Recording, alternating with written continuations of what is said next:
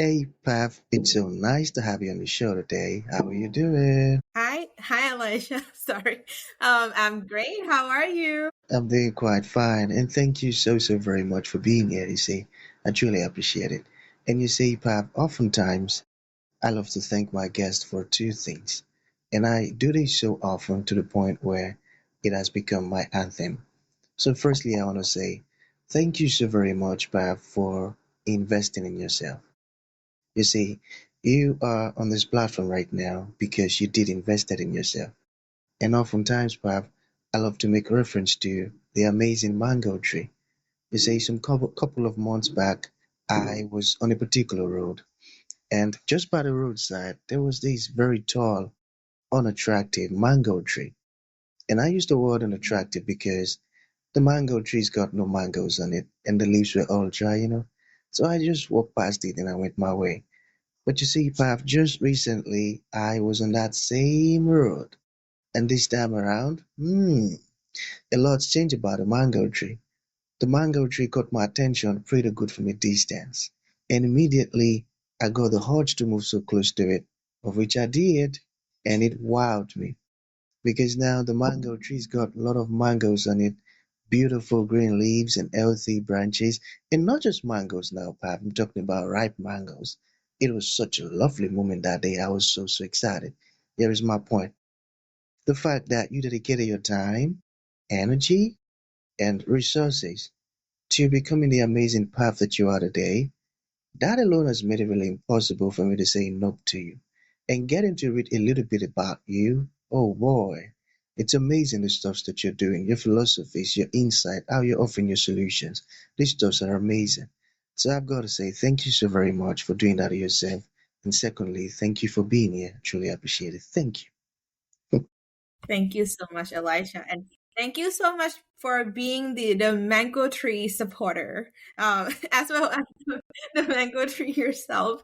So it's been an honor to be here. Thank you. Beautiful, beautiful. I like that. So let's get started. You see, Pav, I'm quite excited to have you on the show today for two reasons. Firstly, my interest in knowledge seeking. I believe in order for one to transition from a terrible situation to that of a beautiful one, I believe it takes the application of knowledge, quality information, and not just knowledge now, but the application of it. And you see, Pav, ever since I realized that light in the Hebrew means knowledge, and darkness means ignorance. I've been so keen to knowledge seeking because I do not want to remain in the dark. So that's going to make our conversation today very important to me and even to the listeners. The second reason why I'm excited to have the amazing Pav on the show is for the sake of the listeners. You see, we live in an age where information is as abundant as grains of sand. We've got a lot of information flying out there. So these folks trust me for quality, eye-opening, and very important information, of which I am totally convinced, Pab, that our conversation is going to be insightful and impactful. So, for that reason, let's get started with your introduction. Talk to us about your personal or your professional journey, because right now we are so curious. We want to know how Pab got here. Then, afterwards, I've gotten some beautiful questions for you. Okay, Pab, over to you. Thank you, Elisha. Okay, so without boring your audience, let's just be real 1 second. There are a lots of quit your job stories, out there, like, and you can go to TikTok and so on. You can maybe see like thousands of stories there, but most leave you wondering, like how did they do that? When people say like, oh, I quit my job with no backup plan, and I think they're lying. They actually have some sort of backup plan, unless if you literally don't have any backup plan. It's more like, okay, is that really the right path that people should be following? So I want to kind of first say that this story is not just about me, but it is about so many people who are like maybe experiencing some life setbacks, or kind of thinking about, okay, like, what are my options? How can I pursue the path of financial freedom? Even sometimes it feels so far away, like I would love for this to be the forum that help represent your audience who are at home, who are thinking about this. So for me, my turning point came, actually two turning points. So first it came when I found myself like crying. uh Not my proud moment, but like, crying alone almost every other Sunday in a Trader Joe's parking lot. Like despite like having 300K job, $1 million home, a rich husband, now ex, basically I have achieved whatever things that people or the society told me that I should be striving for. But yet somehow at that moment, I felt so empty inside. And that was my first straw. I left the husband and, really has been on my self rediscovery journey ever since. And then the final straw was when I was missing my grandmother passing, because I was too busy perfecting a PowerPoint slide. To be exact, slide 37. That was about the time that she passed away, or when I heard about the news.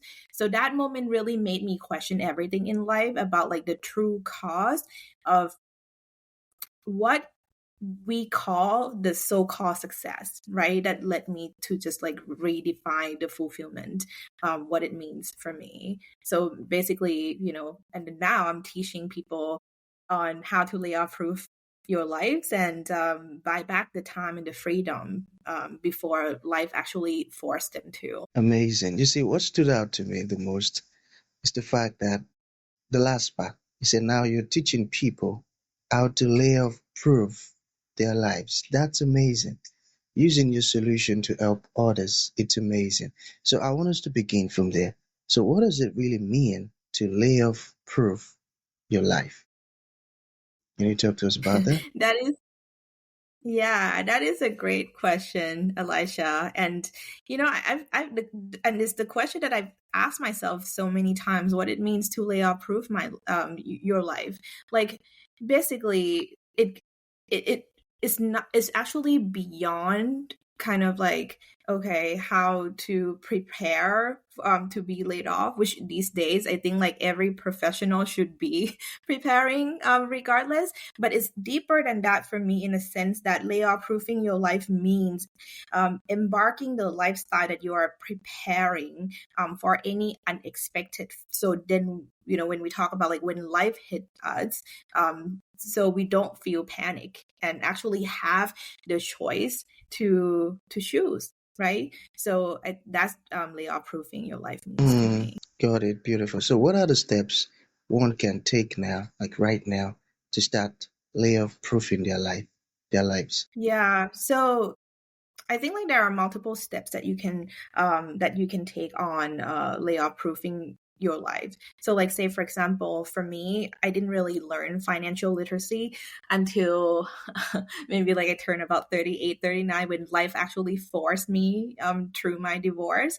The first thing when my divorce lawyer told me, in order for you to get a divorce, and in America, and I think it's probably applied to the rest of the world as well, is you need to know your baseline number, like, what is your assets, liabilities, how much expenses, lifestyle, and all that, right? So that you can talk through this with your partner or ex-partner, and then for what's equitable. So it took me about 6 months to do that budgeting, but it's not because I was actually doing the math. It was just more on the mindset that like it took me that long to really prepare my mindset to do a 1 day worth of focus work.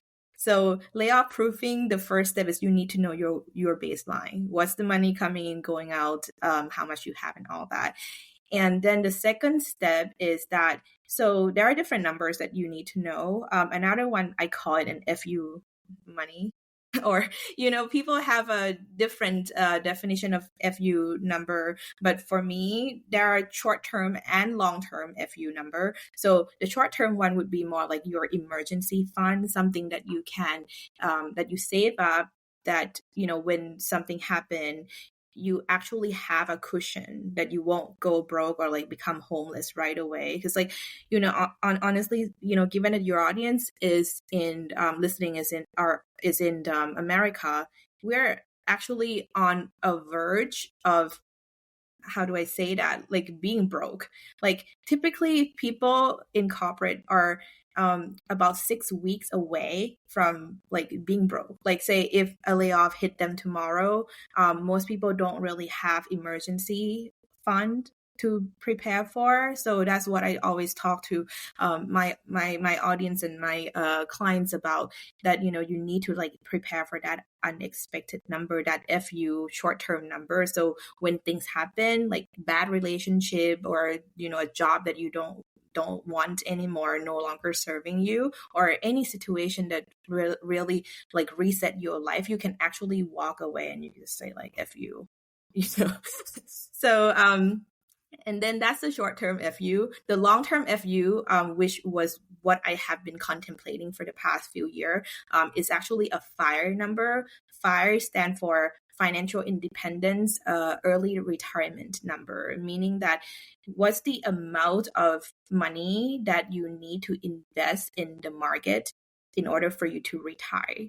So for me, for example, my FIRE number is about like 900 to $1 million. And what that means is like, if I were to retire today, I need to at least have $1 million, like 900, let's say $1 million in investable asset that I put in the market, so that I can actually not only gain the money from the market, but I can safely draw about like 4% on average. Given like inflation and everything, I can safely draw that money to live off of.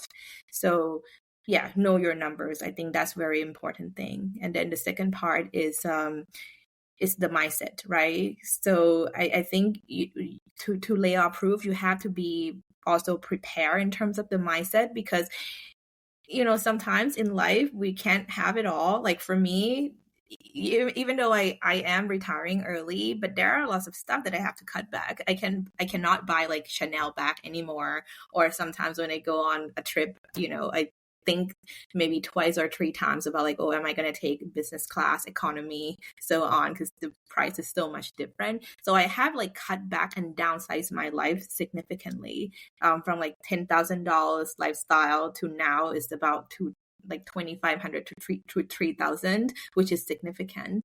And the last thing on layoff proofing, I would say just like build your freedom plan. So like when you are leaving a job, is the hard part is like having a plan. And for me, I set like my walk away date, because I've been in corporate for 23 years, and for so long I thought about, oh my gosh, like I always wanted to retire early, but I didn't really know how old I wanted to retire, because people tell you, hey, you need to retire like 65, and then like now the government wanted you to retire, I don't know, like 67, 69, or even like 70 plus. And I'm like, no, that's really not how life is. So I came to like that number that I wanted to be able to retire by 45. And then Elisha, let me just tell you, once you set the date, that's like something happening, I don't know, like chemically in your brain, or some people call it manifestation. For me, I call it faith in God, that God, the universe, actually showing you the path to get there. And that's kind of like how my life's been.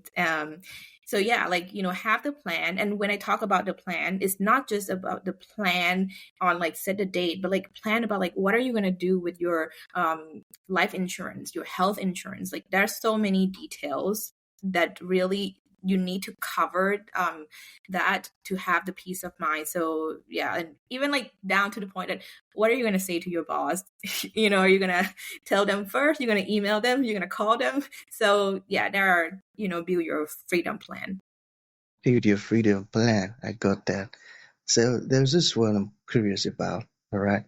I believe some folks have been, stuck in challenges for quite some time, and they've allowed the challenges to shape in their perspective as to Can I get out of this? Can this ever be over? So let's say someone asks a question like, hey Pav, is it ever too late to start over? What would your response be? Um, well, absolutely never too late, Elisha. And I am a living proof. And the reason I can confidently saying that is, for me, I have reinvented myself so many times. I reinvented myself. I think like the first time was when I was about 19, when I dropped off college, and I found a guy on Yahoo Chat, and I moved across continent to be with him when I was really young. So I dropped off school, and then September 11 happened. Then I kind of have that first come to Jesus moment that, okay, like I need to really do something with my life and clean up myself. Got my degrees and everything. So my life has gone on a different path because of that. No, it's never too late. So like that was when I was young. But then like when I got older, I got married. It didn't really mean that I got wiser. So I got married and I got divorced. And I didn't really learn financial literacy. Like we talk about that, until I was 38, 39, just right before I got divorced. So it's never too late to plan or to like have that dreams. Yeah. Thank you for sharing that. I found that very inspiring and motivating. So what about this one? Folks who are having this fear of quitting their jobs because they feel like I'm trying to take a financial risk on my future. How do I put it now? Okay, let's say, does quitting a job mean you are risking your financial future? I think that depends actually. So, each person's situation is very different. I think like for me, and that's is back to like the layoff proofing lifestyle, is that it's not just about quitting your job or just thinking about like, oh, I'm gonna get laid off, what to do now, but it's actually a process that you have to prepare, and it takes time. So I think it depends on your situation. Yeah, so it depends on the On situation. this situation, got that.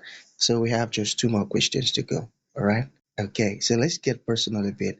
How did your divorce change your view on life and money? How did mine? Well, that's a great question, Elisha. I would say a lot, and I cover a lot as well earlier on how I didn't really know financial literacy until my divorce, that life forced me to. So I would say my divorce was kind of like my first dry run of a layoff itself, as in like being laid off from a marriage, from a relationship, right? So my divorce was a wake up call that I had to confront the reality of, starting over without, having that financial safety net that I once really craved for.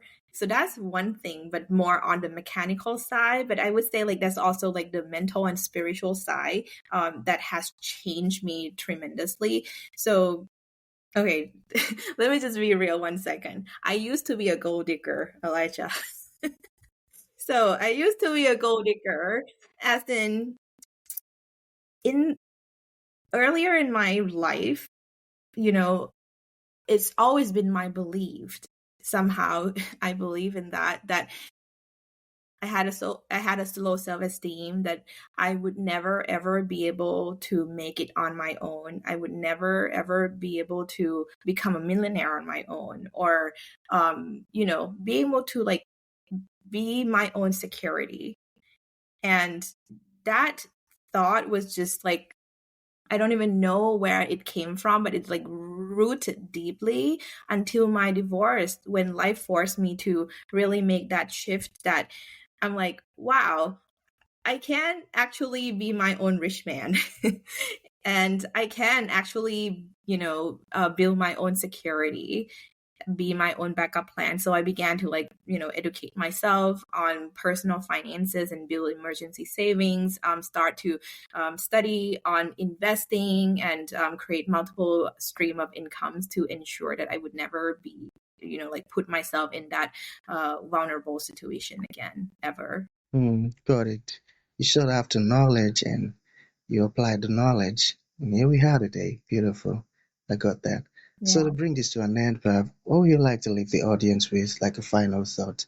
And to those folks who like to reach out to you, learn more about all we've talked about, or even ask questions, how can that be possible? Yes. So you can reach me at Moments of Reset, Moments of Reset on TikTok, or I have a platform that I help people layoff-proof their life, and it's called layoff-ready.com. So in there, if for those who are interested in learning more on how you can layoff-proofing your life, I have free resource. I call it a pre and post layoff proof your life emergency checklist. So, doesn't really matter what situation that you're in. Either you get laid off, or you're preparing to quit your job, or you are, scared of getting laid off.